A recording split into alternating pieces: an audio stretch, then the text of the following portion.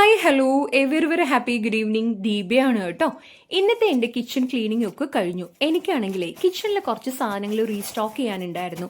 ഈ ഉള്ളിയൊക്കെ കവറിൽ വെച്ചാൽ വേഗം ചീഞ്ഞു പോകത്തില്ലേ, അത് കാരണം ഞാൻ എൻ്റെ ബാസ്ക്കറ്റ് എടുത്ത് അതൊക്കെ ക്ലീൻ ചെയ്ത് അതിനുള്ളിൽ ഉരുളക്കിഴങ്ങ്, സവോള, കുഞ്ഞുള്ളി, വെളുത്തുള്ളി അതൊക്കെ റീഫിൽ ചെയ്ത് വെച്ചു. എണ്ണ ഒഴിക്കുന്ന എൻ്റെ കുപ്പിയാണെങ്കിൽ പൊട്ടിപ്പോയി കേട്ടോ. ഞാനൊരു പുതിയ കുപ്പി മേടിച്ചു.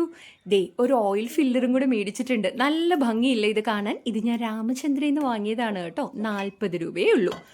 വെളിച്ചെണ്ണയും തീർന്നു, അത് കാരണം ഞാൻ വെളിച്ചെണ്ണയും റീഫിൽ ചെയ്ത് വെച്ചായിരുന്നേ.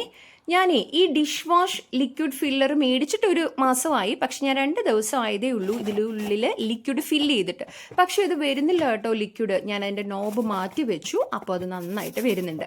കുറച്ച് പച്ചക്കറിയൊക്കെ വാങ്ങിച്ചിട്ടുണ്ടായിരുന്നേ, അപ്പോൾ അതൊക്കെ അതാത് ബോക്സസിലാക്കി ഞാൻ റീഫിൽ ചെയ്ത് വെച്ചിട്ടുണ്ട്. നമ്മളെ കറി വെക്കുന്ന സമയത്ത് എടുത്ത് കഴുകിയാൽ മതിയല്ലോ.